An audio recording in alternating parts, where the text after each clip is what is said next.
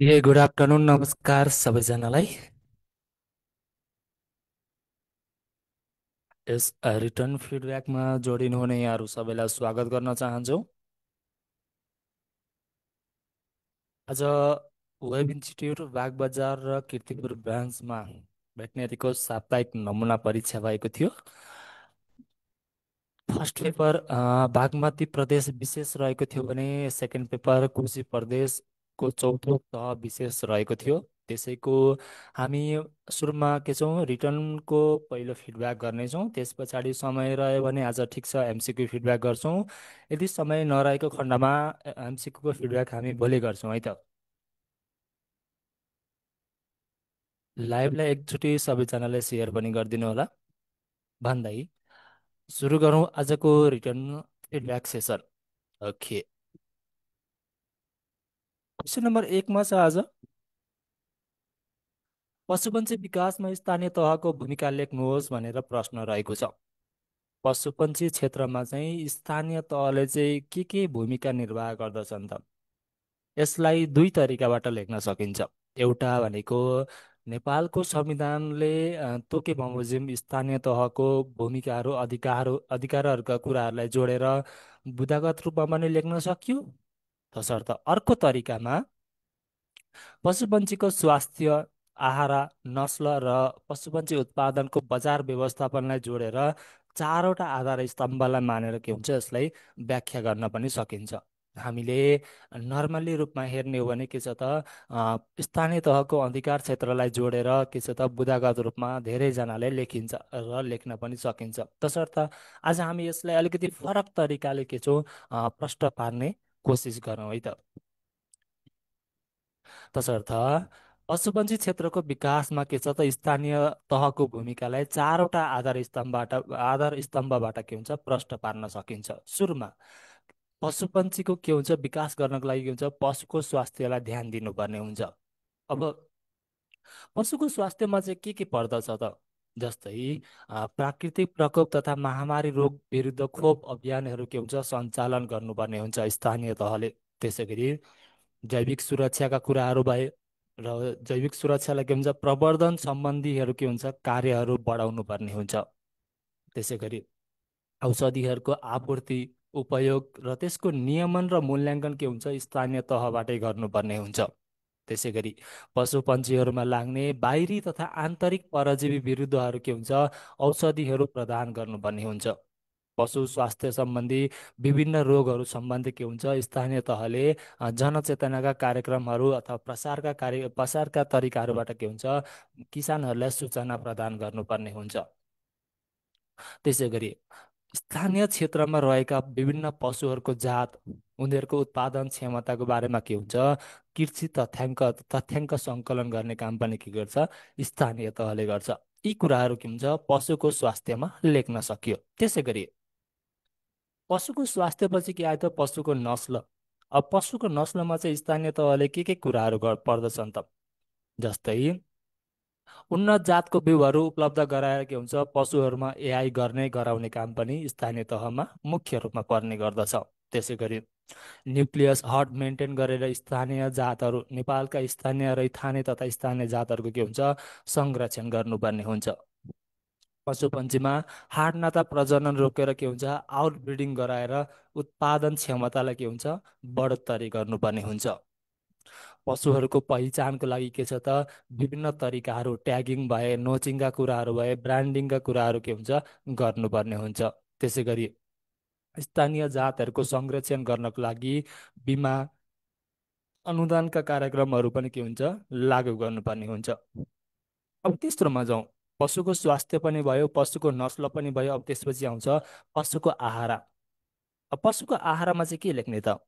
जसमा स्थानीय तहले काम गर्दछन् त? सुरुमा जाउँ, पशुको आहारामा के हुन्छ बढी उत्पादकत्व भएको घाँसहरूको के हुन्छ बिक्री वितरण गर्नुपर्ने हुन्छ। त्यसै गरी पशुको उत्पादन वृद्धि विकास बढाउनको लागि के छ त मल्टिभिटामिन्सहरू भए, मिनरल्सहरूका कुराहरू भए के हुन्छ पर्याप्त मात्रामा स्थानीय तहले उपलब्ध गराउन सक्दछ। त्यसै गरी घाँस तथा चरन क्षेत्रहरूको व्यवस्थापन र तिनीहरूको बढोत्तरी गर्नको लागि के छ त स्थानीय तहले सहकारीसँग सहकार्य गरेर के गर्न सक्छ, रासायनिक तथा प्राङ्गारिक मलहरूको व्यवस्था गर्न सक्छ। यी कुरालाई पनि यसमा जोड्न सकियो। त्यसै गरी जुन खण्डीकृत भइरहेको जग्गाहरूलाई के हुन्छ, चक्लाबन्दी गरेर घाँस उत्पादनमा के हुन्छ, जोड दिन पनि सक्छ।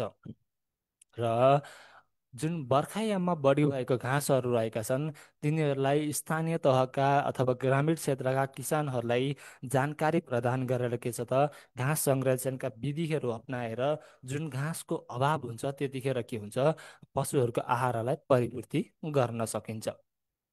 अब जाउँ चार अन्तिममा, बजार तथा व्यवस्थापन। जुन पशुपन्छीहरूबाट उत्पादन भएको पशुजन्य पदार्थहरू चाहिँ के हुन्छ, बजारीकरण गर्नुपर्ने हुन्छ, जसमा चाहिँ स्थानीय तहको भूमिका चाहिँ के छ त। सुरुमा के गर्नु पर्यो, पशुजन्य वस्तु उत्पादनको के हुन्छ, भ्यालु चेन क्रिएसन गर्नुपर्ने हुन्छ। त्यसै गरी पशुबाट उत्पादित वस्तु तथा पदार्थको विभिन्न बजारमा के हुन्छ, बजारीकरण गर्नुपर्ने हुन्छ। त्यसै गरी पशुजन्य पदार्थ अथवा सामग्रीहरूको चाहिँ विविधीकरण, औद्योगिकरण र के हुन्छ, बजारीकरण गर्नमा मुख्य भूमिका के छ त, स्थानीय तहको रहने गर्दछ। त्यसै गरी स्थानीय स्तरमा शीत भण्डारहरूको व्यवस्थापन र नियमन र त्यसको मूल्याङ्कन के हुन्छ, स्थानीय तहले गर्नुपर्ने हुन्छ। सहकारीसँग समन्वय गरेर अर्थात् निजी क्षेत्रसँग समन्वय गरेर के हुन्छ, कृषि कर्जामा सहजीकरण गर्ने काम पनि के हुन्छ, स्थानीय तहकै हुन्छ। यी भयो स्थानीय तहमा के छ त, पशु विकासमा स्थानीय तहको भूमिका। यसलाई दुईवटा तरिकाबाट लेख्न सकिन्छ है त। विशेष गरी लिखितमा अलिकति आफ्नो तरिकालाई के हुन्छ, फरक रूपमा प्रस्तुत गर्न खोज्नु होला। अब जाउँ क्वेसन नम्बर 2मा। पशु बच्चालाई अनुसार मासु निरीक्षक र मासु सुपरिवेक्षकको काम, कर्तव्य र अधिकार लेख्नुहोस्। अब मासु निरीक्षक बच्चालाई अनुसार पशु बच्चाला र मासु जाँच ऐनको दफा 6 बमोजिम के छ त, मासु निरीक्षकको नियुक्ति नेपाल सरकार वा प्रदेश सरकारले के छ त, पशु चिकित्सा विषयमा स्नातक उपाधि गरेको व्यक्तिलाई के छ, नियुक्ति गर्ने व्यवस्था रहेको छ। जस अन्तर्गत पशु बच्चाला र मासु जाँच नियमावलीको नियम 11 बमोजिम के छ त, मासु निरीक्षकको भूमिका निम्न अनुसार छ भनेर लेख्न सकिन्छ। अब मासु निरीक्षकले के काम गर्दछ त, सुरुमा त के गर्छ, पशु बच्चालाई सञ्चालनको लागि निर्धारित समयमा के हुन्छ, उपस्थित हुनुपर्ने हुन्छ। त्यसै गरी पशुहरू, विभिन्न पशुहरूको वध गर्नु अघि एन्टिमोर्टम भयो। त्यसै गरी पशुको वध गरिसके पछाडि के भयो त, पोस्टमार्टम के हुन्छ, इक्जामिनेसन गर्नुपर्ने हुन्छ। मासु, कुन पशुको मासु चाहिँ खान योग्य छ कि छैन भनेर जाँच पनि के हुन्छ, मासु निरीक्षकले गर्ने गर्दछ। यदि मासु खान अयोग्य भएको खण्डमा, रोग लागेको खण्डमा के हुन्छ, हटाउन सक्ने वा हटाउन लगाउने के हुन्छ, अधिकार पनि मासु निरीक्षकसम्म हुने गर्दछ। त्यसै गरी विभिन्न पशुको जात अनुसार के हुन्छ, मासुमा छाप लगाउनु पर्ने हुन्छ। र मासु बिक्री गर्ने पसलहरू अथवा स्रोत साधनहरूको के हुन्छ, निरीक्षण नियमन गर्ने अधिकार पनि के छ त, मासु निरीक्षककै हुने गर्दछ। पशु बच्चालामा नियमित रूपमा सरसफाइ भइरहेको छ कि छैन भनेर जाँच पनि के हुन्छ, मासु निरीक्षकले नै गर्ने गर्दछ। त्यसै गरी प्रत्येक महिनाको अन्तिममा के हुन्छ, प्रतिवेदन बनाउनु पर्ने हुन्छ। त्यो महिनाभरि के कार्यहरू सम्पन्न भए त, तीको त्यो विवरण सहित के हुन्छ, प्रतिवेदन समेटेर मासु सुपरिवेक्षकलाई के हुन्छ, मासु निरीक्षकले प्रतिवेदन पेश गर्नुपर्ने हुन्छ। त्यसै गरी पशु बत्सालामा सञ्चालक र मासु विक्रेताहरूले शर्तहरू नियमहरू पालना गरेको छ कि छैन त, यदि नगरेको खण्डमा कारवाही गर्नको लागि पनि के हुन्छ, सिफारिस गर्ने गर्दछ। र मासु सुपरिवेक्षकले अन्य दिए बमोजिमका कार्यहरू के गर्छ त, मासु निरीक्षकले गर्ने गर्दछ। यो भयो मासु निरीक्षकको काम, कर्तव्य र अधिकारहरू। अब जाउँ मासु सुपरिवेक्षकको काम, कर्तव्य, अधिकार। पशु बच्चाला र मासु जाँच ऐनको दफा 7 बमोजिम मासु सुपरिवेक्षकको नियुक्ति के छ त, प्रदेश सरकार वा स्थानीय तहले पशु चिकित्सा विषयमा स्नातक उपाधि हासिल गरेको व्यक्तिलाई के छ त, नियुक्ति गर्नेछ। जसले चाहिँ नियमावलीको नियम 12 बमोजिम के छ त, काम, कर्तव्य र अधिकार सम्पन्न गर्ने गर्दछ। अब मासु परिवेक्षकले चाहिँ के काम गर्दछ त, समय समयमा के हुन्छ पशु बच्चालाको निरीक्षण गर्ने काम गर्दछ र आवश्यक परे खण्डमा थप के हुन्छ सल्लाह सुझाव सहित निर्देशन दिने काम कसको हुन्छ, मासु सुपरिवेक्षकको हुने गर्दछ। त्यसै गरी मासु जाँच सम्बन्धी सरसफाइ, तिनीहरूको मासुको जाँच, त्यसै गरी निसङ्क्रमणको के हुन्छ सुपरिवेक्षण गर्ने गर्दछ। मासु निरीक्षकलाई प्राविधिक सल्लाह आवश्यक परेको खण्डमा थप के हुन्छ निर्देशन दिने काम सुपरिवेक्षकको हुने गर्दछ। त्यसै गरी मासु बिक्री गर्ने स्थल भयो, ढुवानी गर्ने विभिन्न साधनहरूको के हुन्छ नियमन र सुपरिवेक्षण गर्ने अधिकार कसको हुन्छ त, सुपरिवेक्षकको हुने गर्दछ। पशु बच्चाला र मासु पसलहरू चाहिँ ऐन तथा नियमावली बमोजिम सञ्चालन भए नभएको जाँच गर्ने, यदि नभएको खण्डमा बन्द गर्ने, त्यसै गरी इजाजत बन्द गरेर के हुन्छ इजाजत पत्र दिने निकायलाई जानकारी गराउने गर्दछ। मासु पसल खोल्न इजाजत पत्र कसले दिन्छ त, स्थानीय तहले दिने गर्दछ है त। त्यसै गरी नेपाल सरकारले अन्य तोकेका कामहरू के हुन्छ गर्ने गराउने काम कसको हुन्छ त, सुपरिवेक्षकको हुने गर्दछ। यो भयो प्रश्न नम्बर 2मा लेख्नुपर्ने कुराहरू। सेवाको प्रश्नहरू लेख्दा विषयवस्तुलाई समेट्ने मौलिकतालाई भन्दा बढी के हुन्छ जुन ऐन कानुनमा बढी मात्रामा रहेको छ त्यो कुराहरूलाई तपाईँहरूले जोड्न सक्नुहुन्छ है त। अब जाउँ क्वेसन नम्बर 3मा। अनुदान भन्नाले के बुझिन्छ? कोशी प्रदेशको प्रदेश कृषि व्यवसाय प्रवर्धन ऐन अनुसार अनुदान सम्बन्धी मापदण्ड लेख्नुहोस् भनेर प्रश्न रहेको छ। अब अनुदान भन्नाले चाहिँ के बुझिन्छ त? प्रदेश कोशी प्रदेशको के छ त, कृषि व्यवसाय प्रवर्धन अनुदान ऐन 2077 अनुसार अनुदान भन्नाले के बुझिन्छ त, प्रदेश सरकार, भूमि व्यवस्था, कृषि तथा के छ त सहकारी मन्त्रालय वा मन्त्रालय मातहतका निकायद्वारा विभिन्न पशुपन्छी तथा बालीजन्य वस्तुको उत्पादन, प्रशोधन, बजारीकरणका लागि कृषक कृषक समूहहरू भए सहकारी वा उद्यमीहरूलाई उपलब्ध गराउने नगद वा जिन्सी सहयोगलाई के भनिन्छ, अनुदान भन्ने गरिन्छ। अब कृषि प्रदेशको प्रदेश कृषि व्यवसाय प्रवर्धन ऐन अनुसार अनुदान सम्बन्धी मापदण्ड चाहिँ के छन् त, ऐनको दफा 6 बमोजिम अनुदान उपलब्ध गराउँदा के हुन्छ निम्न मापदण्डहरू लागू गरिनेछ भनेर लेख्न सकियो। अब मापदण्डहरू, अनुदानका लागि निवेदन पेश गर्दाखेरि के हुन्छ स्थायी लेखा नम्बर भयो, कामको स्पष्ट विवरणहरू, लागत र सम्बन्धित स्थानीय तहको सिफारिस के हुन्छ पेश गर्नुपर्ने हुन्छ पहिलो कुरामा। दोस्रोमा अनुदान उपलब्ध गराउने निकायले कम्तीमा 2 जना प्राविधिक कर्मचारीलाई के हुन्छ सम्बन्धित जसले चाहिँ निवेदन दिएको छ उनीहरूको स्थलगत के हुन्छ अनुगमनमा पठाउनु पर्ने हुन्छ। अनुगमनमा पठाइसके पछाडि जुन कर्मचारीहरूले के हुन्छ स्थलगत अनुगमनपछि प्रतिवेदन के हुन्छ पेश गर्नुपर्ने हुन्छ। त्यसै गरी सम्बन्धित निकायले तोकिएको छनौट समितिबाट के हुन्छ अनुदान ग्राहीको छनौट गर्नुपर्ने हुन्छ। अनुदान दिने कि नदिने भन्ने कुरा के हुन्छ अनुदान छनौट समितिले निर्धारण गर्ने गर्दछ। त्यसै गरी छनौट भइसके पछाडि अनुदान जसले पाएको छ उसले के हुन्छ कानुन बमोजिम सम्झौता गर्नुपर्ने हुन्छ। त्यसै गरी कार्य सम्पादनको प्रगति विवरण अनुसार के हुन्छ अनुदान पाउने गर्दछ। अनुदान ग्राहीलाई बढीमा के हुन्छ 3 किस्तामा अनुदान उपलब्ध गराउन सकिन्छ। त्यसै गरी एकपटक एकैपटक 5 लाख वा सोभन्दा बढी रकम लिएको अनुदान ग्राही वा निजको परिवारलाई के छ त 3 वर्षसम्म अनुदान उपलब्ध गराइँदैन। तर यदि अनुदान दिएर उल्लङ्घन गरेको खण्डमा उसलाई के छ त 5 वर्षसम्म के हुन्छ अनुदान उपलब्ध गराइँदैन।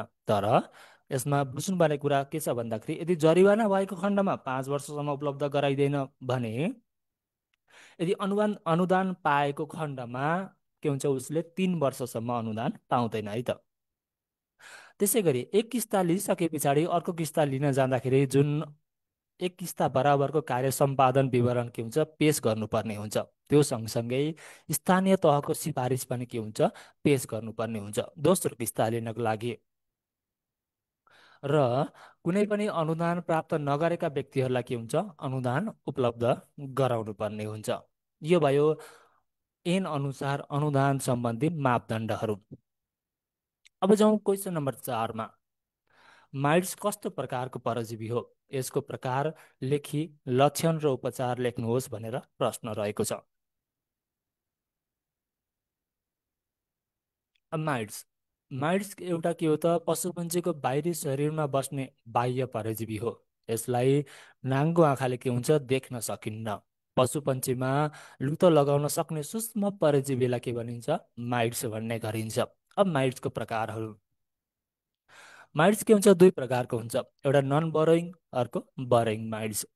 जसमा नन बरोइङमा के पर्यो त, कोरियोडेक्स पर्यो, ओटोडेक्सहरू पर्यो। त्यसै गरी बरोइङमा के पर्यो त, सार्कोप्स भयो, डेमोडेक्सहरू भयो, नेमिनोडेक्सहरू के भयो त, नेमिनोकप्सहरू के भयो त, नन बरोइङ सरी बरोइङ माइट्स अन्तर्गत पर्ने गर्दछ। अब लक्षण। माइट्स लागेको खण्डमा के हुन्छ त, चिलाउने भयो, छालाहरू रातो हुने गर्दछ। अनि जुन ठाउँमा सङ्क्रमण भएको छ त्यहाँको रौँहरू झर्ने, अनि शरीरमा के हुन्छ, घाउहरू देखा पर्ने गर्दछ।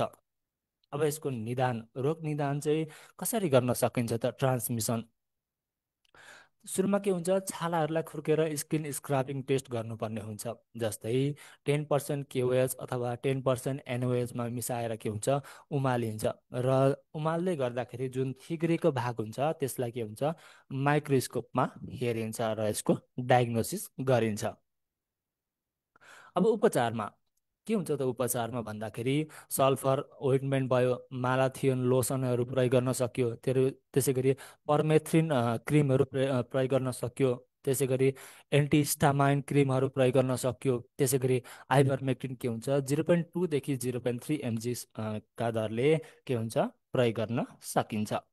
यो भयो क्वेसन नम्बर 4मा लेख्ने विषयवस्तु। अब जाउँ क्वेसन नम्बर 5मा। एएमआर भनेको के हो, यो हुनुका कारणहरू लेख्नुहोस् भनेर प्रश्न रहेको छ। एएमआर जसलाई के भनिन्छ, एन्टी माइक्रोबायल रेसिस्टेन्स भनिन्छ। यो भनेको चाहिँ के हो त? अब एएमआर भनेको चाहिँ के हो भन्दाखेरि विभिन्न रोगहरू विरुद्ध प्रयोग गरेका, जस्तै एन्टिबायोटिकहरू भए, एन्टिभाइरसहरू भए, एन्टिफङ्गसहरू भए, एन्टी हेलमिन्थिकहरू भए, त्यसै गरी एन्टिप्रोटिजोल डिजिजहरू चाहिँ औषधिले चाहिँ काम नगरेको अवस्थालाई के भनिन्छ, एएमआर भन्ने गरिन्छ। त्यसै गरी अब एन्टी माइक्रोबायल रेसिस्टेन्स हुनुका कारणहरू चाहिँ के छन् त? माइक्रो अर्गानिजमको के हुन्छ, प्रतिरोधी क्षमताहरू बढ्दै जानु, औषधिहरू चाहिँ को मात्रा नमिलाई के हुन्छ, प्रयोग नगर्नु, नमिलाई के हुन्छ, प्रयोग गर्नु। त्यसै गरी औषधिहरू जथाभावी रूपमा चलाउनु, अ, जुन समयमा औषधि दिनुपर्ने हो त्यो समयमा के हुन्छ, औषधिहरू नचलाउनु। त्यसै गरी चिकित्सकको सल्लाह बिना के हुन्छ, औषधिहरूको प्रयोग गर्ने। त्यसै गरी कम गुणस्तरको अथवा एक्सपायर औषधिहरूको के हुन्छ, प्रयोग गर्ने कारणले के हुन्छ, यो एन्टी माइक्रोबायल रेसिस्टेन्स बढ्ने गर्दछ। अब यसलाई रोक्न चाहिँ के गर्नु पर्दछ त? निश्चित रोगहरू विरुद्ध के हुन्छ, औषधिहरूको मात्रा मिलाएर प्रयोग गर्नुपर्ने हुन्छ। त्यसै गरी चिकित्सकहरूको सिफारिस मात्र औषधिहरूको प्रयोग गर्नुपर्ने हुन्छ। त्यसै गरी औषधिहरूको गुणस्तर नियमन गरेर मात्र के हुन्छ, चलाउनु पर्ने हुन्छ। र औषधिहरू चलाउने प्राविधिकहरूलाई चाहिँ के गर्छ त, तालिम तथा क्षमता विकास कार्यक्रमहरू के हुन्छ, दिनुपर्ने हुन्छ। जसले गर्दा चाहिँ केही हदसम्म के हुन्छ, एन्टी माइक्रोबायल रेसिस्टेन्टहरू कम गर्न सकिन्छ। ओके, अब जाउँ क्वेसन नम्बर 6मा। खोप भनेको के हो? खोपले काम नगर्ने अवस्था के कस्ता रहेका छन्? खोप भण्डारण तथा ढुवानी गर्दा ध्यान दिनुपर्ने कुराहरू लेख्नुहोस् भनेर प्रश्न रहेको छ। अब खोप भ्याक्सिन भनेको चाहिँ के हो त? भ्याक्सिन भनेको एउटा के हो, जैविक पदार्थ हो जसले निश्चित रोग विरुद्ध के हुन्छ, रोग प्रतिरोधात्मक क्षमता बढाउने गर्दछ। अर्थात् रोग लगाउने कीटाणुलाई मृत अथवा कमजोर बनाएर के हुन्छ, खोप बनाइन्छ। जसले के गर्छ त एउटा निश्चित रोग विरुद्ध चाहिँ के हुन्छ, त्यो रोग विरुद्ध चाहिँ रोग प्रतिरोधात्मक क्षमतालाई के हुन्छ, बढाउने काम गर्दछ, जसलाई के भनिन्छ, खोप भनिन्छ। साधारणतया हेर्ने हो भने खोप दुई प्रकारको हुन्छ, एउटा लाइभ भ्याक्सिन, अर्को किल्ड भ्याक्सिन। अब लाइभ भ्याक्सिनमा के पर्यो, रानीखेतहरू पर्यो, गम्बारोको भ्याक्सिनहरू के हुन्छ, लाइभ भ्याक्सिन अन्तर्गत पर्ने गर्दछन् भने किल्ड भ्याक्सिनमा के पर्छ, रेबिज यसको यो इक्जाम्पल भयो। अब खोपले काम नगर्ने अवस्था चाहिँ के कस्ता रहेका छन् त, यदि अब खोपले काम नगर्ने अवस्था भन्नुपर्दा के छ त, खोपमा भएको जीवाणु विषाणुको प्रजाति के हुन्छ, आफ्नो क्षेत्रसँग नमिलेको खण्डमा, त्यसै गरी खोप राख्नुपर्ने कोल्ड चेनको व्यवस्था राम्रो नभएको खण्डमा, खोप दिनुभन्दा अगाडि नै पशुपन्छीहरूलाई रोग लागिसकेको अवस्थामा, अर्थात् खोप दिँदाको समयमा पशुपन्छीमा स्ट्रेस भएको खण्डमा, त्यसै गरी खोपको गुणस्तर कायम नरहेको खण्डमा के हुन्छ त, खोपले काम नगर्ने अवस्था सिर्जना हुने गर्दछ। अब अर्को क्वेसन छ यसमा, खोप भण्डारण तथा ढुवानी गर्दा ध्यान दिनुपर्ने कुराहरू। अब खोपलाई स्टोरेज अथवा त्यसो ट्रान्सपोर्टेसन गर्दा चाहिँ के कुरामा ध्यान दिनुपर्छ त, फ्रिज ड्राइड भ्याक्सिनहरू के हुन्छ, -20 डिग्री सेल्सियसमा राख्नुपर्ने हुन्छ। जस्तै फ्रिज ड्राइड गरिएका खोपहरूलाई के हुन्छ, एउटै तापक्रममा राख्ने र तापक्रमको घटबढ गर्नु हुँदैन, जसले गर्दा खोपको गुणस्तर के हुन्छ, कम हुन जान्छ। त्यसै गरी खोप ढुवानी गर्दा उपयुक्त तापक्रम मिलाएर के हुन्छ, कुल बक्सको प्रयोग गर्नुपर्ने हुन्छ। कुनै पनि खोपको प्रयोग गर्दाखेरि सिधा घाममा पर्ने गरी ओसार पसार नगर्ने अथवा प्रयोग नगर्ने। त्यसै गरी खोपलाई जहिले पनि के हुन्छ, भण्डारण गर्दाखेरि चिसो तथा अँध्यारो कोठामा के हुन्छ, राख्नुपर्ने हुन्छ। त्यसरी खोप राखिएको फ्रिजहरू के हुन्छ, एनी टाइम चालु राख्नुपर्ने हुन्छ। यदि बाइचान्स बत्ती अथवा लाइन गएको खण्डमा फ्रिजको ढोकाहरू खोल्दै लाउँदै गर्ने कार्यहरू नगर्ने। त्यसै गरी खोपको आवश्यकता परेको खण्डमा मात्र के हुन्छ, खोप निकाल्ने र सिधा प्रयोग गर्ने। यही कुराहरू ध्यान दिएमा के हुन्छ त, खोपको भण्डारण तथा ढुवानीमा के हुन्छ, सहजता हुन्छ, जसले गर्दा चाहिँ खोपको गुणस्तर पनि कायम हुन्छ र पशुपन्छीहरूमा के हुन्छ, रोग प्रतिरोधात्मक क्षमता पनि बढाउने गर्दछ। यो भयो सेक्सन ए का प्रश्नहरू। अब जाउँ सेक्सन बीमा, क्वेसन नम्बर 7मा जाउँ। हाल नेपालमा कृत्रिम गर्भधानको वर्तमान अवस्था के कस्तो रहेको छ, यो क्षेत्रको चुनौती र समाधानका उपायहरू लेख्नुहोस् भनेर लामो उत्तरवाला प्रश्न रहेको छ। अब हाल नेपालमा कृत्रिम गर्भधानको वर्तमान अवस्था चाहिँ के छ त, राष्ट्रिय पशुपन्छी प्रजनन कार्यालय पोखरालाई हेर्ने हो भने आर्थिक वर्ष 2079-80मा सिमेन्ट प्रोडक्सन के छ त नेपालमा 9,66,312 उत्पादन भएको थियो। त्यसै गरी सिमेन्ट वितरण हेर्ने हो भने 7,55,971 डोज के छ त वितरण भएको छ। त्यसै गरी आर्थिक वर्ष 80-81लाई पनि हेर्ने हो भने के छ त, गाईमा 5,23,265, भैँसीमा 2,06,693 र बाख्रामा 9,847वटा के छ त एआई गरिएको छ। र नेपालमा पशुपन्छीको के छ एआई कभरेज हेर्ने हो भने भैँसीमा 10.32% के छ त एआई कभरेज भएको छ। त्यसै गरी गाईमा 25.27% के छ त एआई कभरेज भएको छ। यी तथ्याङ्कहरू उल्लेख गर्नुपर्ने हुन्छ। त्यसै गरी कृत्रिम गर्भधानलाई हेर्ने हो भने नेपालमा गाईमा के छ त 56.12% के छ त कृत्रिम गर्भधान रेट रहेको छ। त्यसै गरी भैँसीमा 48.02% र बाख्रामा 50% के छ त हालको तथ्याङ्क अनुसार कन्सेप्सन रेट रहेको छ। त्यसै गरी आर्थिक वर्ष 80-81लाई नि हेर्ने हो भने सबैभन्दा बढी एआई के छ त कोशी प्रदेशमा भएको छ, जसमा 10.71%ले के छ एआई वृद्धि दर रहेको छ र सबैभन्दा कम के छ त सुदूरपश्चिममा 2.96%ले के छ बढेको पाइन्छ। त्यसै गरी हाल नेपालमा हेर्ने हो भने 722 जना गभर्मेन्ट के छ त एआई कर्ता रहेका छन् भने 1557 के छ त निजी कृत्रिम गर्भधानकर्ता रहेका छन् भने नेपालमा एआई सेन्टरहरू जम्मा 728वटा के छन् रहेका छन्। यी कुराहरूलाई के छ त वर्तमान अवस्था भनिसकेपछि तपाईँले तथ्याङ्कसहित प्रश्न पार्नुभयो भने के हुन्छ, तपाईँको एन्सर अलिकति बेस्ट हुन जान्छ। ओके, अब कृत्रिम गर्भधान क्षेत्रमा चाहिँ के कस्ता चुनौतीहरू छन् त? चुनौतीको कुरा गर्दै गर्दाखेरि के छ त भन्दाखेरि यहाँहरूको कमजोरी मुख्य रूपमा हेर्नु भने के छ त चुनौती र समस्या भनेर छुट्टा छुट्टै लेख्नु त हुन्छ, तर चुनौतीमा पनि समस्याकै कुरा लेख्नुहुन्छ, समस्यामा पनि समस्याकै कुरा लेख्नुहुन्छ। तसर्थ चुनौती र समस्या फरक कुरा हुन्। जुन गर्दै जाँदा उत्पन्न हुन्छन् त्यो समस्याहरू भए, जुन गर्दै जाँदाखेरि त्यसलाई समाधान गर्न गाह्रो पर्छ त्यसलाई के भनिन्छ, चुनौती भनिन्छ। तसर्थ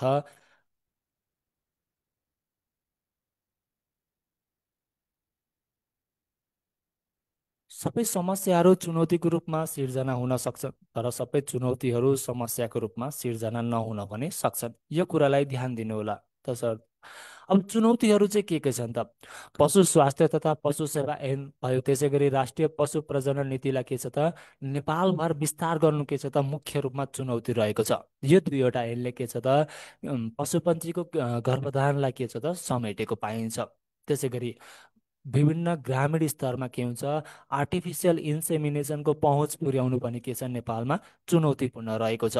दक्ष कृत्रिम गर्भधानकर्ताहरूको के हुन्छ उत्पादन बढाउनु पनि के छ चुनौतीको रूपमा रहेको छ। त्यसै गरी विकट तथा दुर्गम क्षेत्रमा के छ त जनचेतनाका कुराहरू भए, सूचनाका प्रणालीहरू वृद्धि गर्नु पनि के छ नेपालमा चुनौतीपूर्ण रहेको छ। नेपालका सबै जिल्लामा भौगोलिकका कारण के छ त नियमित रूपमा एआई सेवाको विस्तार गर्नु के छ चुनौतीपूर्ण रहेको छ। त्यसै गरी नयाँ पशुमा विभिन्न पशु प्रजनन विकृतिहरूलाई रोक्नु पनि के छ चुनौतीपूर्ण रहेको छ। त्यस्तै गरी राष्ट्रिय पशुपन्छी प्रजनन नीति अनुसार स्थानीय पशु अथवा रैथाने पशुको जातको जातीय शुद्धताहरू कायम राख्नु के छ चुनौतीपूर्ण रहेको छ। जुन नेपालमा कन्सेप्सन रेट छ त्यसलाई बढाउन पनि के छ त चुनौतीपूर्ण रहेका छन्। यी भए चुनौतीहरू। अब यी चुनौतीहरू समाधान गर्ने समाधानका उपायहरू चाहिँ के छन् त? सुरुमा त के गर्नु पर्यो, नीतिगत व्यवस्थाहरूलाई के हुन्छ प्रभावकारी बनाउनु पर्ने हुन्छ। कृत्रिम गर्भधान क्षेत्रमा देखिएका विभिन्न प्रकारका चुनौती तथा समस्याहरूलाई के हुन्छ तर्जुमा गरेर नयाँ नीतिहरूले के हुन्छ समावेश गर्नुपर्ने हुन्छ। त्यसै गरी मोबाइल एआई सेवाहरू के हुन्छ लागू गर्नुपर्ने हुन्छ। दक्ष जनशक्ति उत्पादन गर्ने तथा क्षमता विकास गर्ने के हुन्छ प्राविधिकहरूको चाहिँ व्यवस्था गर्नुपर्ने हुन्छ। सूचना प्रणालीलाई के हुन्छ सुदृढीकरण गर्नको लागि प्रोत्साहन गर्नुपर्ने हुन्छ। विभिन्न पशुको जात अनुसार उसको क्षमता अनुसार के हुन्छ आर्टिफिसियल इन्सेमिनेसन बढाउनु पर्ने हुन्छ। र स्थानीय स्तरमा के छ त विभिन्न के हुन्छ क्षेत्रमा आफ्नो क्षेत्रलाई समेट्ने गरी के हुन्छ एआई सेन्टरहरूको विस्तार गर्नुपर्ने हुन्छ। त्यसै गरी पूर्वाधार विकासहरू भयो, अनुदानका कुराहरूलाई के हुन्छ नेपाल सरकारले निजी क्षेत्रसँग समन्वय गरेर यसलाई के हुन्छ बढोत्तरी अथवा प्रोत्साहन गर्नुपर्ने हुन्छ।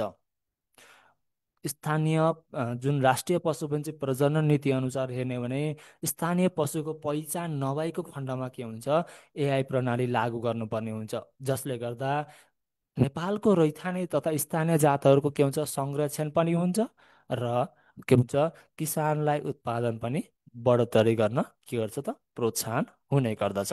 यो भयो एआई सम्बन्धीका कुराहरू। अब जाउँ क्वेसन नम्बर 8मा। आहारा भन्नाले के बुझिन्छ प्रकार सहित लेख्नुहोस् भनेर प्रश्न रहेको छ। आहारा भन्नाले के बुझिन्छ त? सामान्यतया आहारा भन्नाले के हुन्छ पशुपन्छीलाई जुन 24 घण्टामा चाहिने आवश्यक पर्ने खाद्य पदार्थको परिमाणलाई के भनिन्छ आहारा भनिन्छ। अर्थात् पशुपन्छीको शारीरिक विकास भयो, त्यसै गरी रोग प्रतिरोधात्मक क्षमता बढाउने भयो, त्यसै गरी उत्पादन बढाउन, प्रजनन विकास गर्न अथवा जीवन निर्वाह गर्नको लागि आवश्यक पर्ने खाद्य वस्तुको परिमाणलाई के भनिन्छ आहारा भनिन्छ। सामान्यतया हेर्ने हो भने आहारालाई के हुन्छ 4 भागमा विभाजन गर्न सकिन्छ। जस्तै जीवन निर्वाह आहारा जुन चाहिँ पशु पन्छीहरूको दैनिक जीवन निर्वाह र बाँच्नको लागि आवश्यक पर्ने खाद्य परिमाणको के हुन्छ आहारलाई के भनिन्छ? जीवन निर्वाह आहार भन्ने गरिन्छ। जस्तै नलहरू भए, परालहरू के हुन्छन्, यो अन्तर्गत पर्ने गर्दछन्। अब दोस्रोमा उत्पादन आहार, जसलाई के भनिन्छ? प्रोडक्सन रासन। पशुपन्छीहरूलाई दैनिक जीवन निर्वाहका साथसाथै उसको शारीरिक वृद्धि विकास र उत्पादनका लागि दिइने आहारलाई के भनिन्छ? उत्पादन आहार भनिन्छ। जस्तै घाँस पातहरू भए, दानाहरू के हुन्छन्, यो अन्तर्गत पर्ने गर्दछन्। त्यसै गरी तेस्रोमा सन्तुलित आहार। सन्तुलित आहारमा के थपिन्छ त? दैनिक जीवन निर्वाह पनि भइहाल्यो, शारीरिक वृद्धि विकास पनि कन्टिन्यू हुन्छ, जस र उत्पादन वृद्धिका आवश्यक पर्ने सम्पूर्ण पौष्टिक तत्त्वहरूलाई चाहिँ के हुन्छ? आवश्यक अनुपातमा मिलाएर तयार गरिएको पशुको आहारलाई के भनिन्छ? सन्तुलित आहार भन्ने गरिन्छ। जस्तै गाई भैँसीको दानाहरू पर्ने भए, कुखुराको दानाहरू पर्ने भए, बङ्गुरको दानाहरू के हुन्छ? यो अन्तर्गत पर्ने गर्दछन्। र चौथो आदर्श आहार, जुन चाहिँ पशुपन्छीहरूको दैनिक जीवन निर्वाह भयो, शारीरिक वृद्धि विकास, उत्पादन वृद्धिका लागि आवश्यक पर्ने सम्पूर्ण पौष्टिक तत्त्वहरू चाहिँ आवश्यक अनुपातमा राखी विभिन्न पशुपन्छीहरूको चाहिँ उमेर भयो, अवस्था तथा उत्पादन क्षमताका आधारमा तयार गरिएको आहारलाई के भनिन्छ?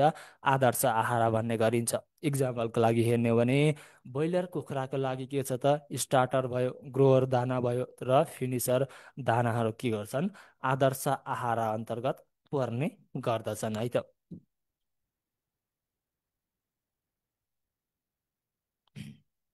अब जाउँ क्वेसन नम्बर 9मा। नेपालमा पशुपन्छी व्यवसाय फस्टाउन नसक्नुका कारण लेखित कोशी प्रदेशले यो क्षेत्रमा गर्नुपर्ने तत्कालीन कदमबारे लेख्नुहोस् भनेर प्रश्न रहेको छ। सर्ट क्वेसन रहेको छ। अब यसलाई समयलाई ध्यान दिएर तपाईँले के कति लेख्ने भन्ने कुरा निर्धारण पनि गर्न सक्नुहुन्छ।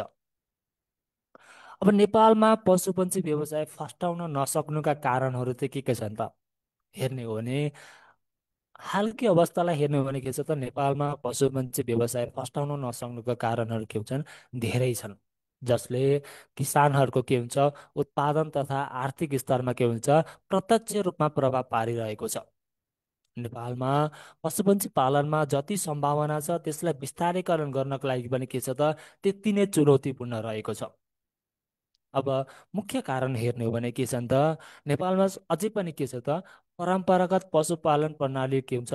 ले चाहिँ उत्पादन दरमा के हुन्छ? कमी भइरहेको छ। यो कुरालाई जोड्न सकियो। त्यसै गरी पशुपन्छीहरूको लागि आवश्यक पर्ने आहारका कुराहरू भए, पोषक तत्त्वहरू के हुन्छ?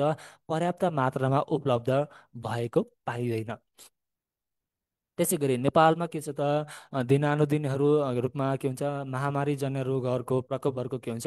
बढी मात्रामा फैलिरहेको पाइन्छ, जसले गर्दा पशुपन्छीको स्वास्थ्य सँगसँगै के हुन्छ? उत्पादन क्षमतामा पनि कमी आइरहेको छ। यो पोइन्टलाई पनि मुख्य रूपमा जोड्न सकिन्छ।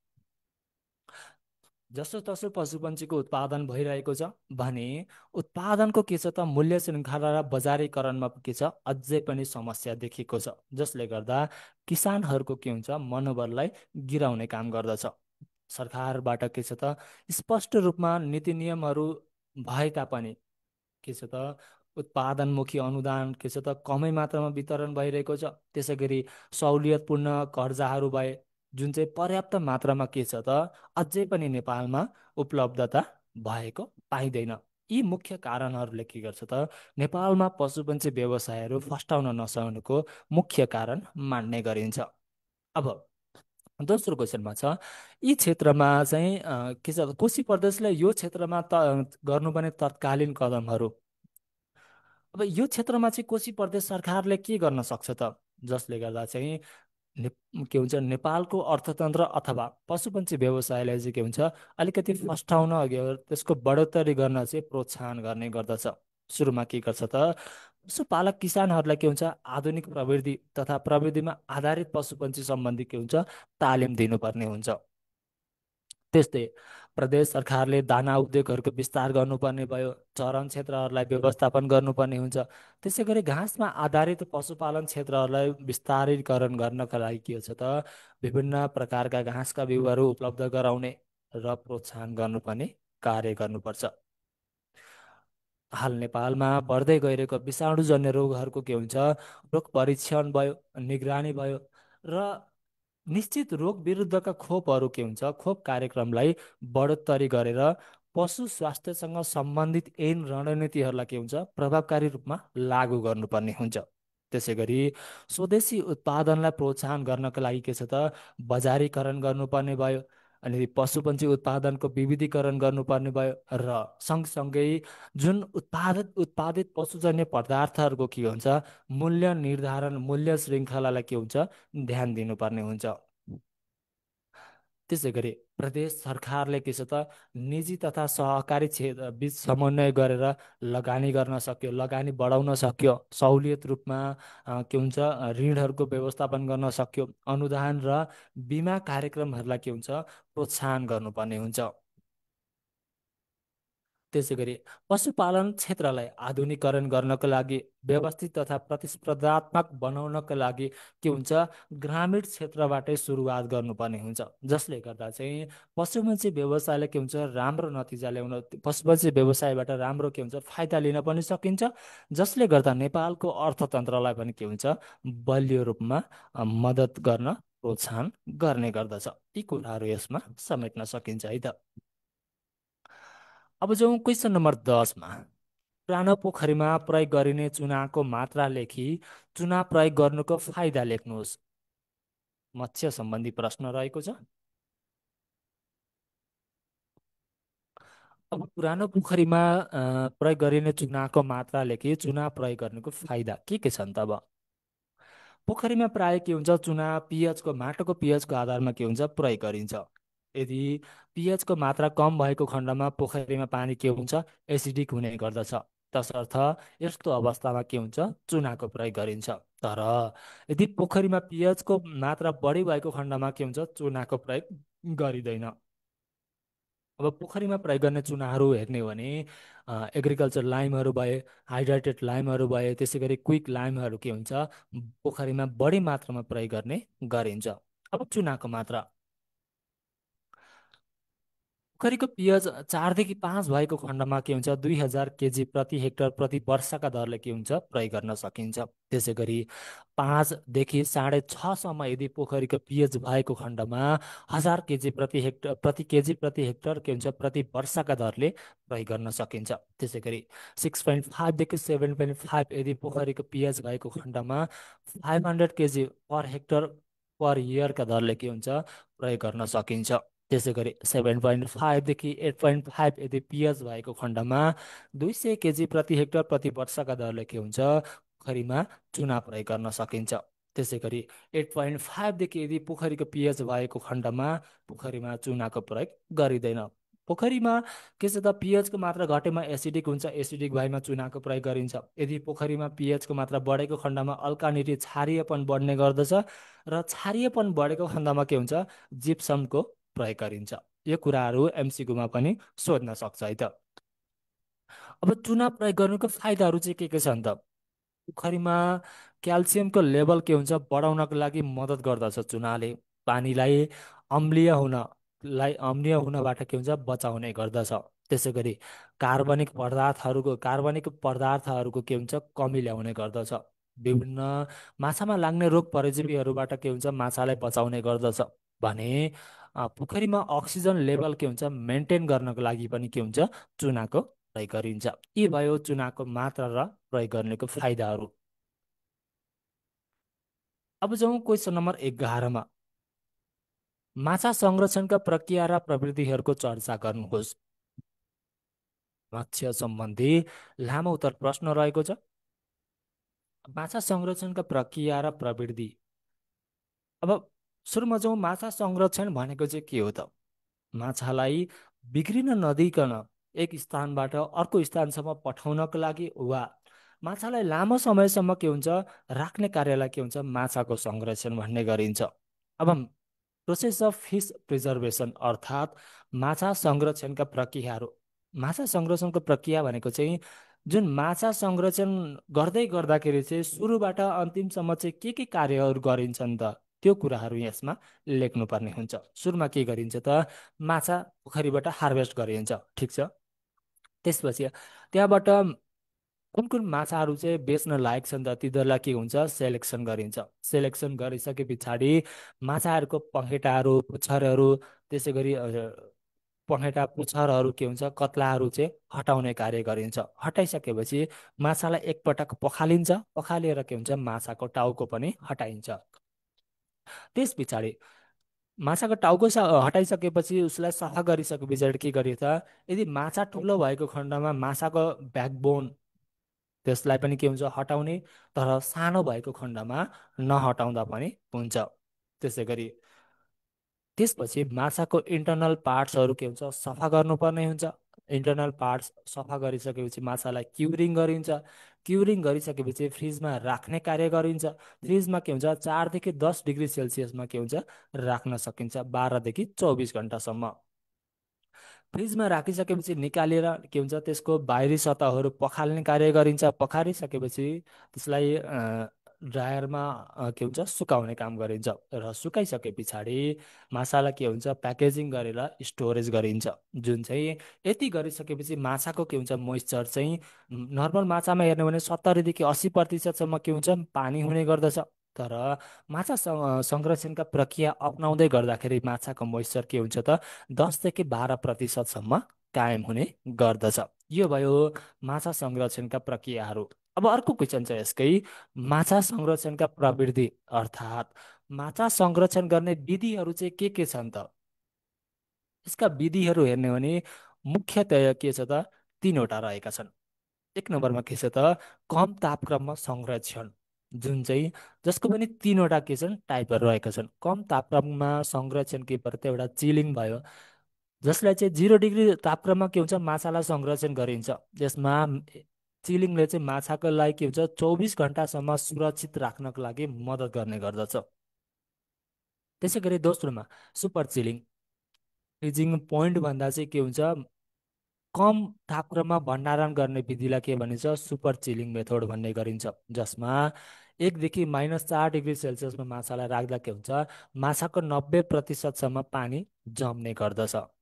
त्यसै गरी तेस्रोमा फ्रिजिङ, माछालाई फ्रिजिङ गर्दै गर्दाखेरि माछामा रहेको पानीहरू के हुन्छ बरफमा परिणत हुने गर्दछन्। यसमा -5 देखि -18 डिग्री सेल्सियसको तापक्रममा के हुन्छ माछालाई भण्डारण गर्दा माछाको माछाको शरीरमा रहेको 98 प्रतिशत पानी के हुन्छ बरफमा परिणत हुने गर्दछ। यो भयो कम तापक्रममा संरक्षण। अब जाउँ दोस्रो नम्बरमा क्युरिङ। माछामा क्युरिङ गर्नुपर्ने हुन्छ। माछामा नुन हालेर के हुन्छ संरक्षण गर्ने कार्यलाई के भनिन्छ क्युरिङ भन्ने गरिन्छ। नुनले माछामा रहेका विभिन्न प्रकारका के हुन्छ हानिकारक माइक्रो अर्गानिजमहरूलाई के हुन्छ नष्ट गर्ने गर्दछ। यो विधिमा नुनको प्रयोग हेर्ने हो भने 3 देखि 6 प्रतिशतसम्म के हुन्छ नुन राख्न सकिन्छ।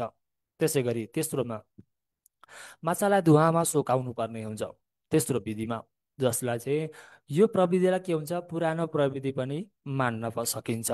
यसमा माछालाई के हुन्छ 80 देखि 90 डिग्री सेल्सियसको तापक्रममा 2 देखि 3 घन्टासम्म के हुन्छ सुकाइन्छ भने सोलर ड्रायरमा सुकाउँदै गर्दाखेरि 5 देखि 7 घन्टा सुकाइन्छ र माछाको मोइस्चर 10 देखि 12 प्रतिशत के हुन्छ कायम राखिन्छ।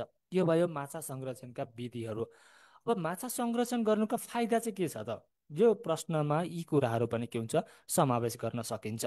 माछा संरक्षण गर्नुका फाइदाहरू हेर्ने हो भने माछाको गुणस्तर कायम गर्नको लागि के हुन्छ माछा संरक्षणका विधिहरू अप्नाइन्छ। हानिकारक माइक्रो अर्गानिजमहरूबाट बचाउनको लागि पनि के हुन्छ माछा संरक्षणका विधिहरू उपयोग गर्ने गरिन्छ। त्यसै गरी बजारमा माछाको आवश्यकता अनुसार परिपूर्ति गर्नको लागि पनि के हुन्छ यो विधि अपनाइने गरिन्छ। र माछाको स्वादहरू के हुन्छ बचाइराख्नको लागि पनि के छ त माछा संरक्षणका विधिहरूको प्रयोग गर्न सकिन्छ। कहिलेकाहीँ कस्तो हुन्छ भन्दाखेरि प्रश्नको एन्सर लेख्दै जाँदाखेरि आफूलाई प्रश्नको एन्सर नपुगे जस्तो लाग्दछ। तसर्थ यस्तो अवस्थामा के गर्ने भन्दाखेरि कुनै पनि प्रश्नको एन्सर लेख्दै गर्दाखेरि यदि उत्तर नपुगेको जस्तो लाग्छ र समय तपाईँसँग उपलब्ध छ भने त्यो टपिक सम्बन्धी के कुरा तपाईँलाई थाहा छ त्यो कुराहरू तपाईँले अन्तिममा लेख्न सक्नुहुन्छ है त। ओके, क्वेसन नम्बर 12मा जाउँ अब। कस्तो कस्तो अवस्थामा माछामा बिमा दाबी हुँदैन लेख्नुहोस् भनेर प्रश्न रहेको छ। अब माछाको बिमा त गरिन्छ। माछाको बिमा गरिसके पछाडि के छ त, कस्तो कस्तो अवस्थामा चाहिँ माछामा बिमा चाहिँ दाबी हुँदैन त। मत्स्य बिमा लेख अनुसार, मत्स्य बिमा लेख 2080 जुन जेठ 30 गते के थियो जारी भएको थियो, जसको अनुसार हेर्ने हो भने माछाको बिमा गर्दाखेरि बिमाङ्क रकमको 2% र पोखरी सहितको बिमा गर्दाखेरि थप 1% के छ त मत्स्य बिमा लेखले तोकेको छ। माछामा बिमा गरेको अवस्थामा पनि के हुन्छ, निम्न कुरा भएको खण्डमा के हुन्छ, दाबी गर्न नसक्ने अवस्था सिर्जना हुन्छ भनेर के छ मत्स्य बिमा लेखले तोकेको छ। जस्तै यदि लापरवाहीको कारण अथवा कुनै पनि रेसिपीको कारणबाट मत्स्य पोखरीमा हानि नोक्सानी भएको खण्डमा के हुन्छ, माछामा बिमा दाबी हुँदैन। त्यसै गरी यदि सरकारी आदेशबाट माछाहरूको नष्ट गर्नुपर्ने भएको खण्डमा दाबी हुँदैन। माछाहरू हराएमा अथवा चोरी भएको खण्डमा, त्यसै गरी पोखरीको बिक्री के हुन्छ, पोखरीको बिक्री गरी यदि मालिकको अथवा स्वामित्व चाहिँ हस्तान्तरण भएको खण्डमा के हुन्छ, माछामा बिमा दाबी हुँदैन। त्यसै गरी यदि गलत विवरण पेश गरेर बिमा गरेको खण्डमा, त्यसै गरी पोखरी सफा गर्दै गर्दाखेरि पानी थपघट भई माछाहरूको मृत्यु भएको खण्डमा, अथवा पोखरीमा बढी मात्रामा माछा स्टकिङ गरेको खण्डमा के हुन्छ त माछामा बिमा दाबी हुँदैन। यी भए माछामा बिमा दाबी नहुने कुराहरू। अब बिमाले रद्द हुने अवस्था चाहिँ के कस्ता छन् त? माछाको बिमालेख रद्द हुने अवस्था चाहिँ के कस्ता छन् भन्दाखेरि, बिमा लेखको शर्तहरू के हुन्छ पालना नगरेको खण्डमा, बिमाको मुख्य विवरणहरू गलत पेश गरेको खण्डमा, बिमा गरिसकेपछि माछा पोखरीमा के हुन्छ लापरवाही गरेको खण्डमा, अथवा गैर कानुनी रूपले बिमा गराएको खण्डमा के हुन्छ, माछाको बिमा लेख रद्द हुने गर्दछ। यो भयो हाम्रो ऐन कानुन, भेटनेरी, लाइभस्टक र मत्स्य सम्बन्धी प्रश्नहरू। अब जाउँ क्वेसन अब जाउँ सेक्सन सी सम्बन्धी, जुन कोशी प्रदेशमा सोध्ने गर्दछ। र कोशी प्रदेश चौथो तहको परीक्षा पनि नजिक आइरहेको छ। अब जाउँ क्वेसन नम्बर 13मा। कोशी प्रदेशको दोस्रो आवधिक योजनाले के कस्ता रणनीति लिएको छ प्रश्न पार्नुहोस् भनेको छ। प्रश्नमा रणनीति मात्र भनेको छ।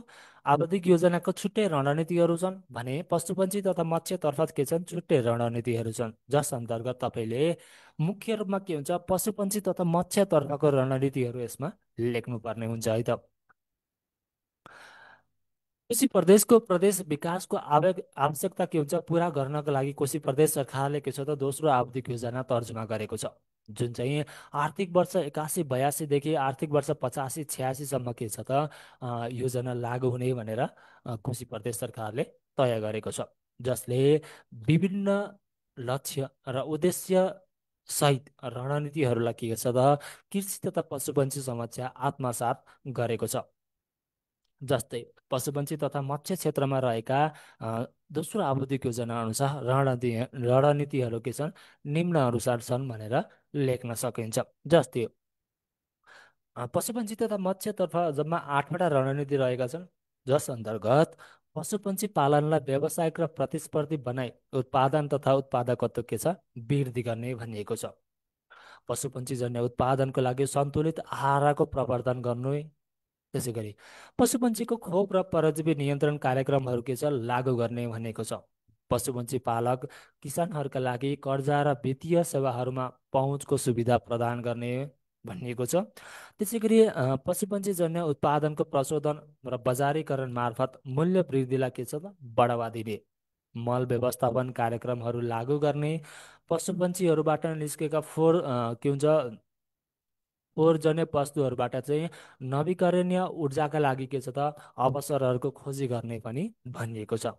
पशुपन्छीहरूको कल्याणलाई ध्यानमा राखी प्रोत्साहन गर्ने पनि कुरा यसमा रणनीतिमा समावेश गरिएको छ भने मत्स्य उत्पादनको पकेट क्षेत्र पहिचान र त्यसको विस्तार गर्ने कार्यहरू के छ त कोशी प्रदेशको दोस्रो आवधिक योजनामा पशुपन्छी तथा मत्स्य क्षेत्रमा के छ समेटिएको छ।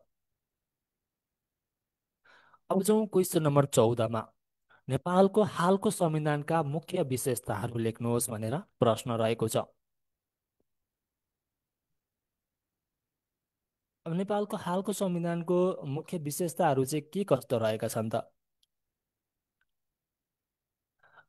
नेपालको संविधान 2072 असोज 3 गते प्रतिनिधि सभाबाट जारी भएको संविधान हो, जुन हालसम्म दुई पटक संशोधन भइसकेको छ। 2072 फागुन 16 गते पहिलो पटक भने 2077 असार 4 गते दोस्रो पटक नेपालको संविधान संशोधन भएको छ। नेपालको संविधान 2072लाई हेर्नु भने नेपालको संविधानका मुख्य विशेषताहरू निम्न अनुसार रहेका छन् भनेर लेख्न सकिन्छ। अब विशेषताहरू के छ त? संविधानको धेरै छन्, जसमा तपाईँले मुख्य मुख्य मुद्दालाई 7-8वटासम्म या 9-10वटासम्म मिलाएर लेख्न सक्नुहुन्छ है त। अब जाउँ नेपालको संविधानका मुख्य विशेषताहरू। सङ्घीय लोकतान्त्रिक गणतन्त्रात्मक शासनको व्यवस्था संविधानले आत्मसात गरेको छ।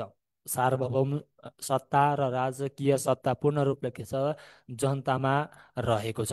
7 प्रदेशको सङ्घीय संरचना र सङ्घ प्रदेश र स्थानीय गरी 3 तहको राज्य संरचना संविधानमा तोकिएको छ। सङ्घीय संसदबाट निर्वाचित संवैधानिक राष्ट्रपति र प्रधानमन्त्री कार्यकारी प्रमुख भनेर पनि संविधानले तोकिएको छ।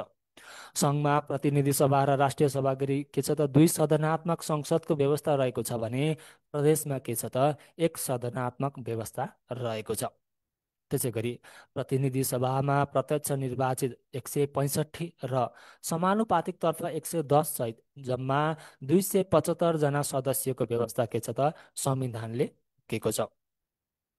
सबै मातृभाषा, राष्ट्रभाषा, सरकारी कामकाजको भाषा देवनागरी लिपिमा नेपाली हुने व्यवस्था पनि संविधानले तोकेको छ।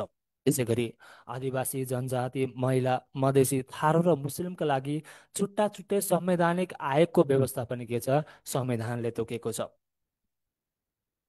केन्द्र, प्रदेश र स्थानीय तहको अधिकार क्षेत्र संविधानमै व्यवस्था गरिएको छ।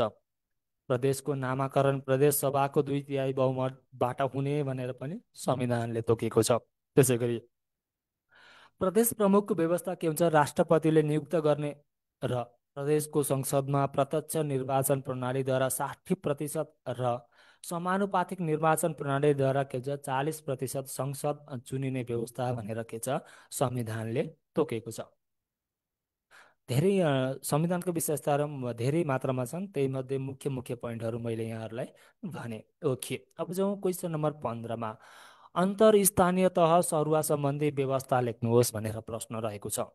कोशी प्रदेशको स्थानीय सरकारी सेवा ऐनमा यो कुराको व्यवस्था रहेको छ, जसमा स्थानीय स्थानीय तहको सरुवा प्रमुख प्रशासकीय अधिकारीले गर्छ भने अन्तर स्थानीय तह सरुवा चाहिँ कसले गर्छ? मन्त्रालयले गर्ने गर्दछ है त। अब जाउँ अन्तर स्थानीय तह सरुवा सम्बन्धी व्यवस्था। कोशी प्रदेशको स्थानीय सरकारी गठन ऐनको परिच्छेद 4को दफा 24मा के छ त? अन्तर स्थानीय तह सरुवा सम्बन्धी व्यवस्था गरिएको छ, जस अन्तर्गत निम्न अवस्थामा अन्तर स्थानीय तह सरुवा गरिन्छ। जस्तै यसमा के छ त? कर्मचारीहरूलाई हिमाल, पहाड र तराई क्षेत्रमा भौगोलिक अनुभव दिलाउने गरी मन्त्रालयले स्थानीय तहको समन्वयमा एक स्थानीय तहमा 2 वर्ष सेवा गरेका कर्मचारीहरूलाई अन्तर स्थानीय सरुवा गर्ने गर्दछ, पहिलो पोइन्टमा।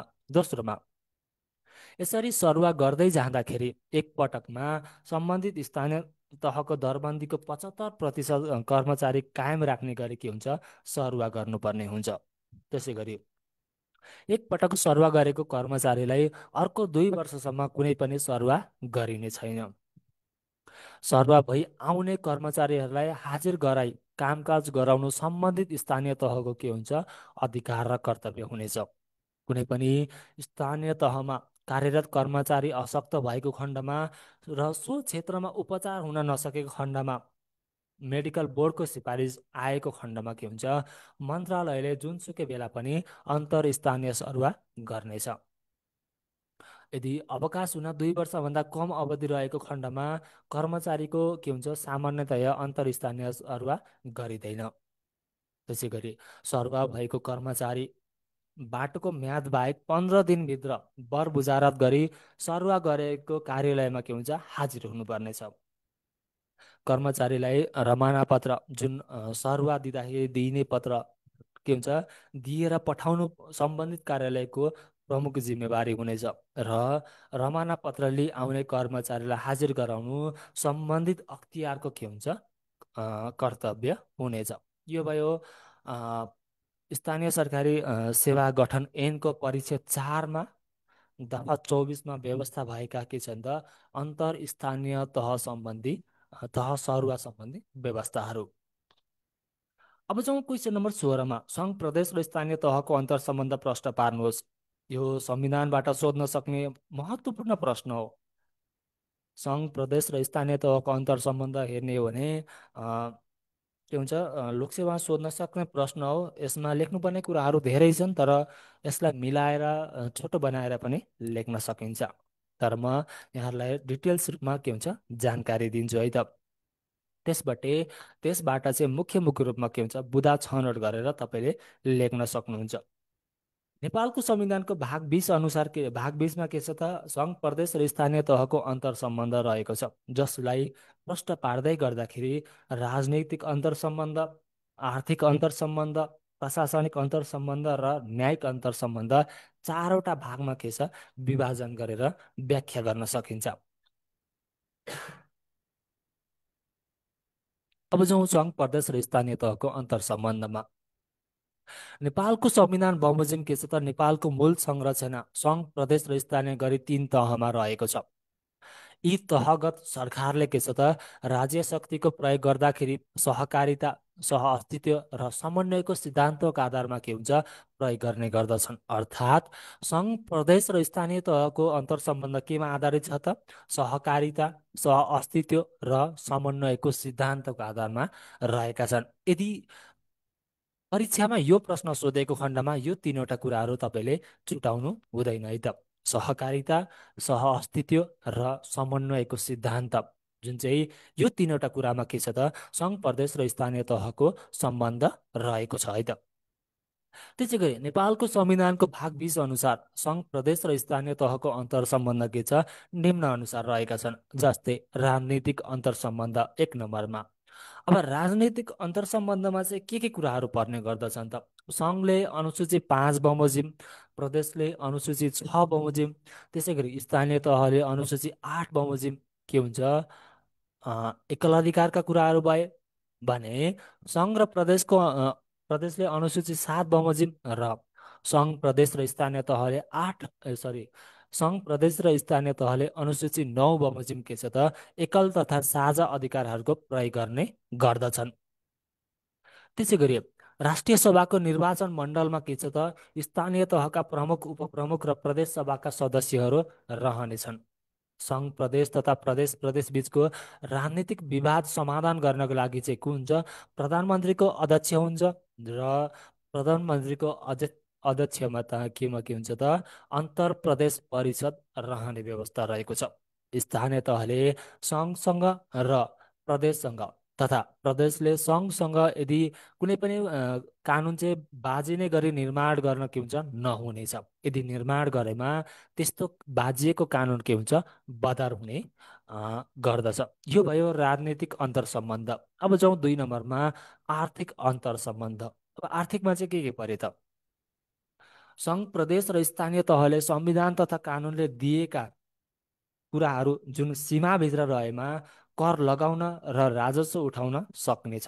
त्यसै गरी नेपाल सरकारले सङ्कलन गरेको राजस्व सङ्घ प्रदेश र स्थानीय तहबीच न्यायोचित तरिकाले के हुन्छ वितरणको व्यवस्था मिलाउने जुन आर्थिक अन्तर सम्बन्ध अन्तर्गत पर्ने गर्दछ। त्यसै गरी राष्ट्रिय प्राकृतिक कोष तथा वित्त आयोगको सिफारिसका आधारमा राजस्वको बाँडफाँड गर्ने।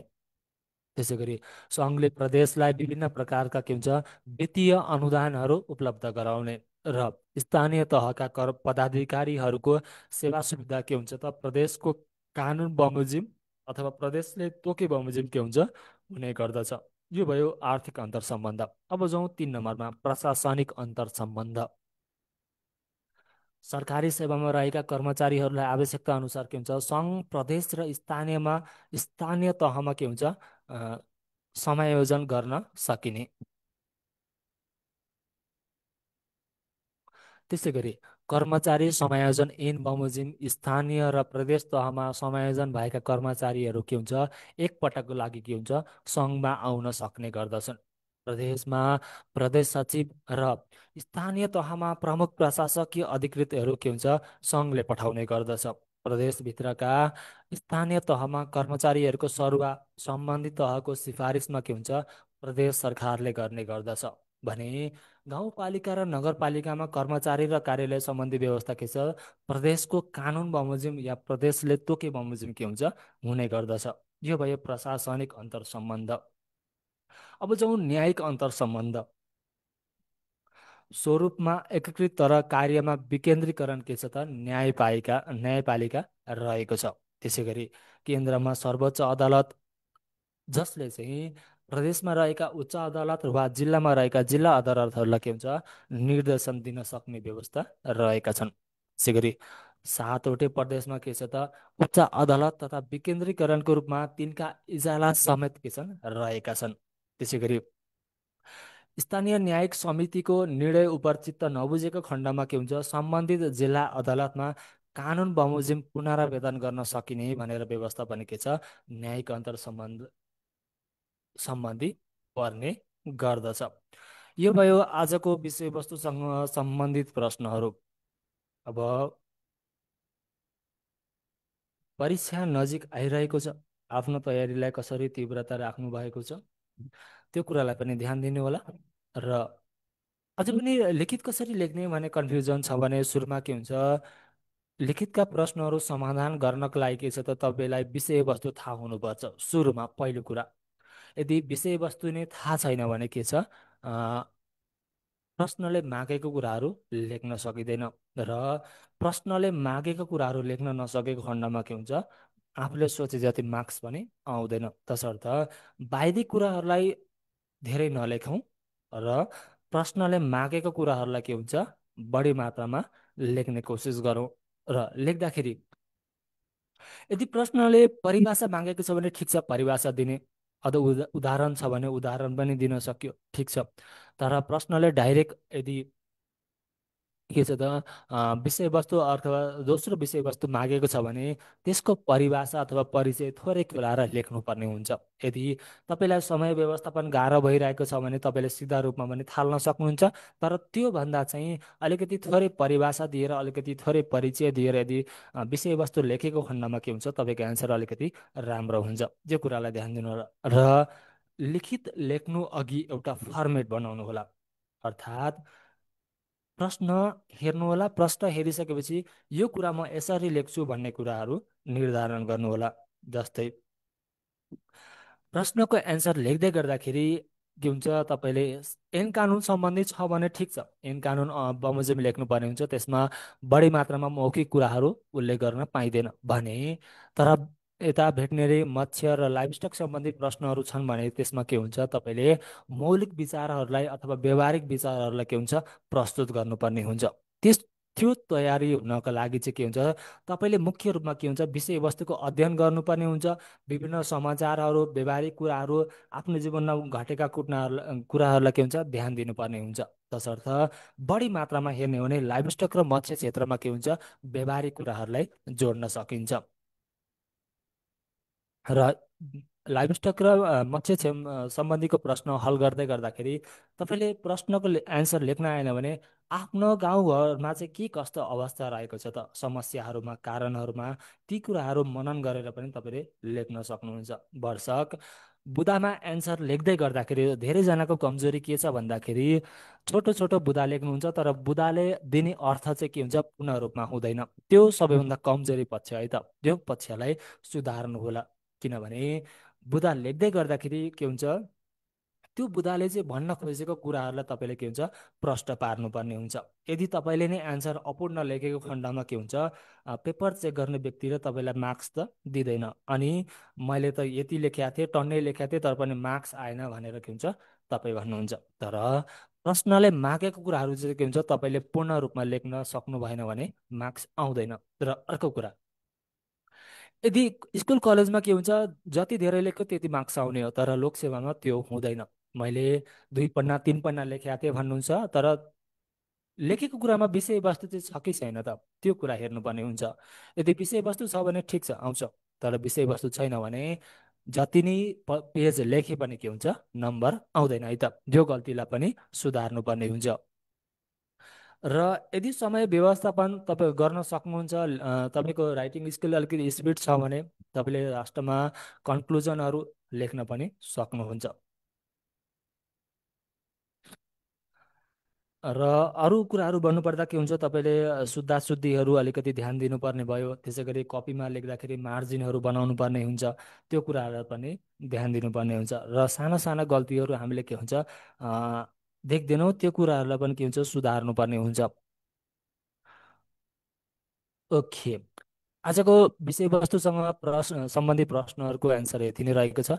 एकजना सरले भन्नुभएको छ, कोशी प्रदेशमा चौरी पालनको महत्त्व के छ भनेर छ भन्नुभएको छ। ठिक छ, कोशी प्रदेशमा चौरी पालनको महत्त्व के छ त अब यसमा कसरी लेख्ने त?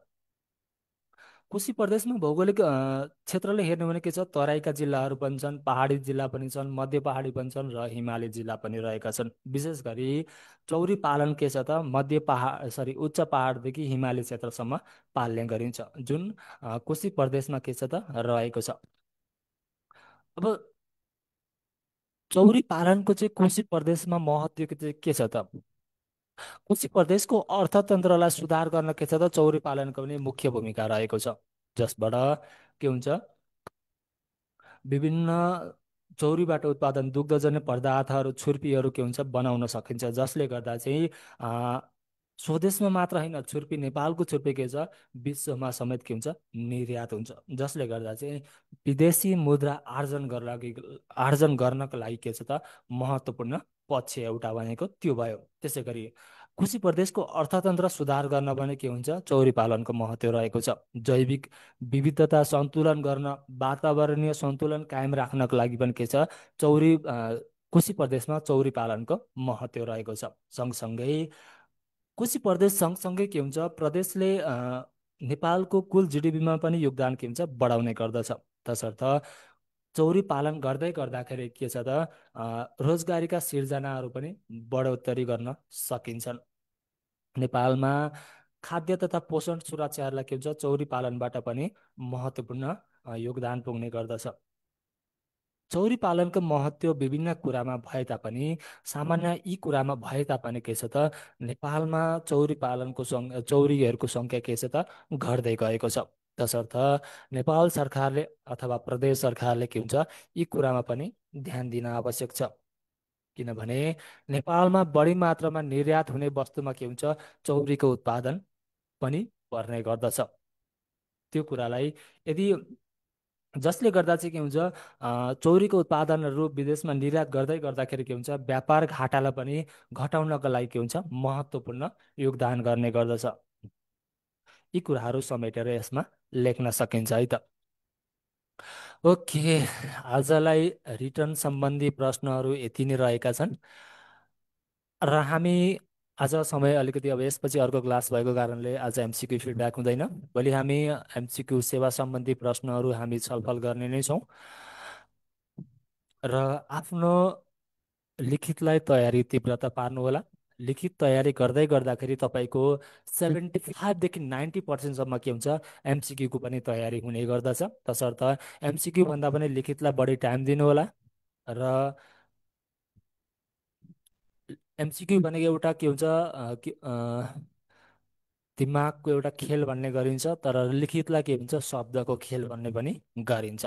तसर्थ लिखितमा विषयवस्तु र शब्दहरूलाई के हुन्छ, खेलाउन जान्नुभयो भने सम्झिनुहोस्, मैले नाम निकाल्छु भनेर। ओके, यहाँसम्म सुनेर साथ र सहयोग दिनुभएकोमा यहाँहरू सबैलाई धन्यवाद दिँदै म पनि बिदा हुन चाहन्छु। हामी भोलि एमसिक्यूको फिडब्याकमा भेट्ने नै छौँ है त।